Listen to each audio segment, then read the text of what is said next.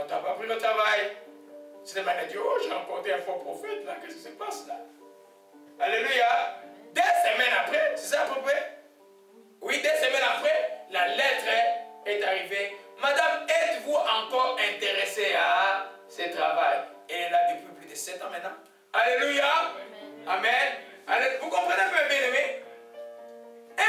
Dans le parcours, même dans un projet, tout projet de vie a des conditions critiques. Si tu ne sais pas résister, tu ne réalises aucun projet, même pas le projet de mariage. J'ai dit aux gens, on ne se marie pas. Le but, ce n'est pas de se marier comme certains gens. Ah, on sort avec des robes blanches et puis on s'affume des choses, là, les gens dansent. Non, le but du mariage, c'est de demeurer marié. Amen. Et pour demeurer marié, il faut de la résistance. Tu dois dire, non, non, non. Moi, je suis enfant de Dieu, je ne divorcerai pas. Ça, c'est ton objectif. Quelque chose de chose qui passe, je ne divorcerai pas. Et puis tu me dis, comme je n'ai pas divorcé, je dis cage là. J'ai fait quoi? J'ai fait tout pour ma cage devient un lieu, un arbre de paix. Alléluia. Amen. C'est comme ça qu'il faut réagir, mes bien-aimés. Qu'on ne vous trompe pas que dans la chrétienté, tout est facile. J'aime bien les miracles. Hein. Je suis dans le nouveau croyant qui arrive. J'aime bien que Dieu le monde décide que Dieu est Dieu. Ça, j'aime. Amen. Mais à un moment donné, c'est Dieu, des fois, il va te laisser un peu attendre quelque chose. Des fois, il va te promettre quelque chose il veut que tu apprennes la leçon de la persévérance. Parce qu'un chrétien persévérant, tu peux aider les gens, tu peux parler aux gens de quelque chose que tu as déjà vécu. Pour toi, était automatique. Tu ne connais pas les difficultés. De quoi tu vas parler? De quel Dieu tu vas parler? On a vu dans 1 Pierre 5, il dit, les mêmes souffrances que vous avez, les autres chrétiens, les ont sur le monde. Donc tu n'es pas seul sur cette terre. Alléluia. Gloire à toi, Jésus-Christ. Amen. Alors donc, pratiquement pour résister, il nous faut 3 choses. La première chose est la volonté. On peut coupler ça à ce qu'on a vu être résolu dans les caractéristiques des résolutions. Je ne vais pas beaucoup parler de ça là. Si tu n'as pas la volonté de résister, il ne résistera pas. Amen. Si tu dis ça un symptôme, que tu ne résistes pas pour ça. Hein? Amen. Amen. Alléluia. Tu ne résisteras pas. Tu dois vouloir résister. Parce que ta volonté, là, le diable ne peut pas dompter ça. Amen. C'est que tu veux l'obtenir au nom de Jésus-Christ. C'est même une démarche de vouloir. Tu dois pouvoir vouloir. La deuxième chose que tu fais, il faut de la force. On est d'accord avec ça. Parce que l'ennemi vient avec une force, toi aussi tu dois avoir une force pour faire de l'opposition jusqu'à ce que tu gagnes. Est-ce que c'est la force? Non. C'est la force de Dieu. La troisième chose qu'il faut, des fois être violent. Je veux dire violence spirituelle, et puis des fois ferme aussi dans certaines attitudes. Parce que les diables, si tu lui ouvres la porte là, ou les enfants des diables, tu leur ouvres la porte, viennent jouer avec toi, ils vont t'avoir. Amen. Il faut de la volonté, il faut de la force, il faut de la violence. Alléluia. Mais la force, de quelle force s'agit-il? C'est la force de Dieu en toi. Quand tu es né de nouveau, tu es devenu enfant de Dieu. Il a placé en toi le Saint-Esprit. La Bible dit, le Saint-Esprit, Dieu ne nous a pas donné l'esprit de peur, mais l'esprit d'amour, de force et de sagesse. Le Saint-Esprit est l'esprit de force. C'est pour être connecté avec Dieu. Quand il résiste avec Dieu, le diable est extrêmement important. Alléluia. Parce que c'est dans notre union avec lui que nous puisons notre force. Alléluia.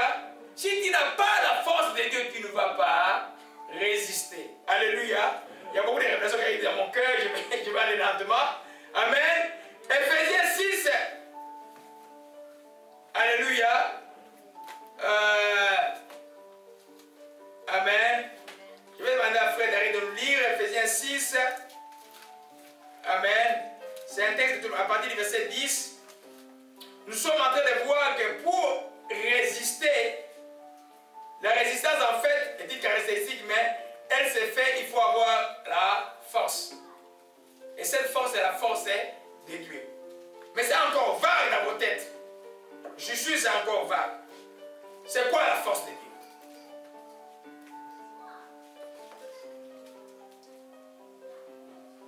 C'est quoi la force de Dieu? Lisons d'abord. Lisons d'abord. Alléluia. Amen. Parce que Dieu ne peut me donner des choses compliquées. Amen. Quand il dit que faut. Amen. Sœur Annie, tu peux lire à partir du verset 10, frère Dari, plutôt que j'avais dit, verset 10, tu dis 10 jusqu'à 10 à 12, et puis les versets 16, que Sœur Annie peut lire rapidement, faites vite mes bien-aimés. Ephésiens 6, 10 à 12. Amen. Au reste, fortifiez-vous dans le Seigneur et par sa force toute puissante. Revêtez-vous de toutes les armes de Dieu afin de pouvoir tenir ferme contre le ruse du diable. Car nous n'avons pas à lutter contre la chair et le sang, mais contre les dominations, contre les autorités, contre les princes de ce monde de ténèbres, contre les esprits méchants dans le lieu céleste. Amen. Amen. Rapidement, la suivante. Prenez toujours la foi comme bouclier, il vous permettra d'éteindre toutes les flèches enflammées du mauvais. Amen. Amen. Les versets 13 disent, c'est pourquoi toutes les armes avaient de pouvoir résister dans les jours mauvais, tenir ferme après avoir tout surmonté. Quand nous n'avons pas à lutter, quand il y a une lutte, il y a un combat, c'est une preuve de force. Amen. C'est une preuve de force. Et dans l'armée, on dit on parle de la puissance du feu. Amen. Donc, c'est une preuve de force. Amen. Nous, notre force, comme c'est écrit dans la version que ma soeur a dit, nous puisons dans notre union avec le Seigneur. Alléluia. Parce que être fort là, souvent les gens voient la connotation, où tout le monde voit le physique. Hein? Amen. Amen. Amen. La force de Dieu, ce n'est pas le physique. Amen. On nous parle de la force spirituelle, mais la force spirituelle, c'est quoi? Amen. Amen. Quand tu dis que je suis fort en Christ, tu es fort en quoi?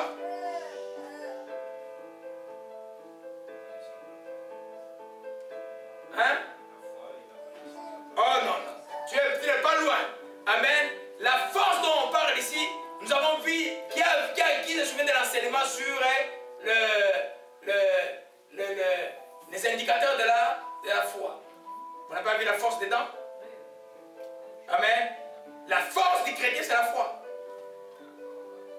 Vous êtes par le pied là. Ton combat, c'est un combat de la foi. Toutes les armes spirituelles qu'ils utilisent par la foi. Vous voyez, mais des fois, les gens lisent la Bible, croient que la force, c'est. Non, non, c'est prier beaucoup, gêner beaucoup. Non, non, non. C'est la foi. Alléluia. Ça, beaucoup ne le connaissent pas. Beaucoup de milliers et de millions même ne le connaissent pas. Quand je m'explique ça, il y a beaucoup de gens qui ne connaissent pas que la force de Dieu, c'est la foi. Pourquoi? Regardez un peu dans Ephésiens chapitre 6. Alléluia. Au 13, il dit, nous n'avons pas à lutter contre la chair et le sang, contre les dominations, les principautés, les princes et monde éternel, contre les esprits méchants dans les lieux. Donc tout le monde diabolique, nous luttons contre eux. Amen. Peut-être que les armes ont fait de pouvoir résister dans les jours mauvais et tenir ferme après avoir dû surmonter. Nous résistons dans les jours mauvais. Nous résistons avec quoi? Avec la foi. Le verset 16. Prenez par-dessus tout cela. Par-dessus la vérité, la prière de la justice, l'évangile de la paix. Prenez par-dessus tout cela les boucliers de la foi avec pour éteindre tous les traits inflammés de l'ennemi. La force du chrétien, c'est la foi. Voilà pourquoi l'apôtre Jean, que j'aime bien, dit dans 1 Jean 14, jeunes gens, vous êtes forts parce que vous avez vaincu le mal. Alléluia. Et il complète quelque part.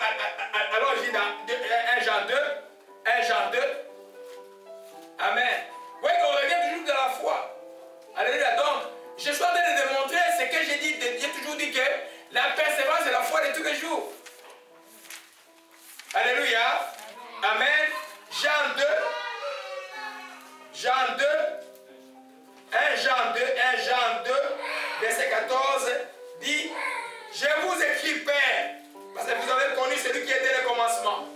Je vous écris, jeunes gens, parce que vous êtes forts. Amen. Et que la parole de Dieu demeure en vous et que vous avez vaincu le malin. Alléluia. Amen. Quelqu'un peut me lire dans 1 Jean 5, verset 4 pour compléter cela. 1 Jean 5, verset 4, frère Nari, s'il te plaît.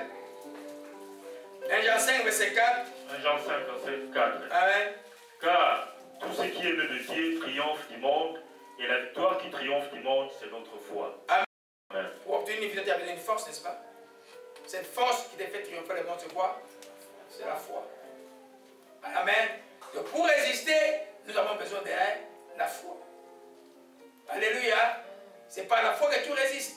Parce que quand on dit je puise ma foi dans le Seigneur, je crois que c'est la vitalité, c'est l'énergie. Tu peux être faible physiquement, mais spirituellement tu es un tonnerre pour le diable. Qui sait ça? Qui sait que quand on fait des longues prières de délivrance, tu as gêné pendant peut-être 7 jours, tout jus que tu vois, ça te bouscule là, mais tu sais qu'il y a un combat spirituel à mener. Amen. Amen. Même quand je tombe par terre, des fois tu peux ramasser et manger. Alléluia. Amen. Tu es faible physiquement, mais spirituellement tu es né bon. Alléluia. De la foi, quand l'apôtre dit vous êtes forts, jeunes apôtres avec les malins, parce que les jeunes gens ont la foi du lion. Alléluia. Amen. Les jeunes gens là, ils ne jouent pas là. Quand un jeune gens est vraiment converti là, c'est autre chose là.